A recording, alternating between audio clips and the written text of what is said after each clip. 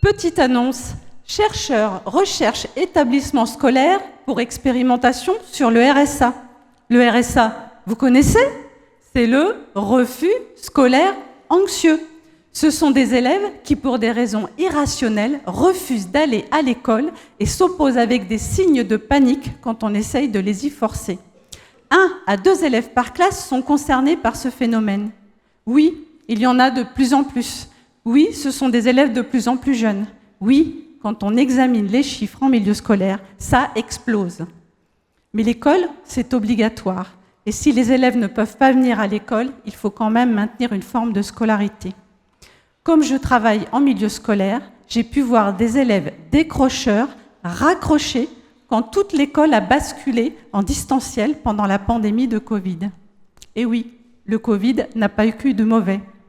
J'ai donc décidé de faire une thèse pour faire de cette expérience unique un moyen d'aider les élèves en refus scolaire anxieux.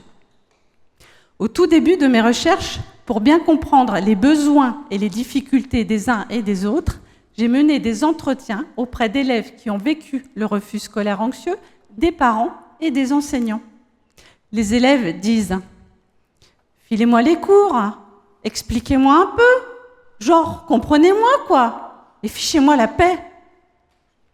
Les enseignants, eux, c'est différent, ils disent « Je ne comprends pas ce qui se passe, je ne sais pas quoi faire. Et puis s'il veut les cours, il n'a qu'à venir et demander aux autres. » Et puis, il y a des enseignants qui ne veulent pas donner les cours, d'autres qui voudraient bien, mais il n'est pas là. Alors, voici où j'en suis pour mon protocole d'accueil aujourd'hui. Je prends un élève qui veut bien venir un peu à l'école. Je négocie un emploi du temps. Il va dans les cours où il y a le moins d'élèves et les cours où il se sent le plus à l'aise.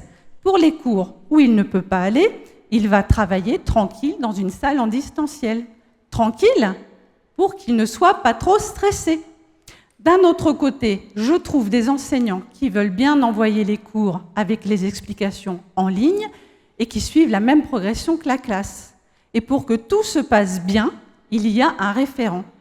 Une personne qui prend l'élève sous son aile, le guide et le rassure.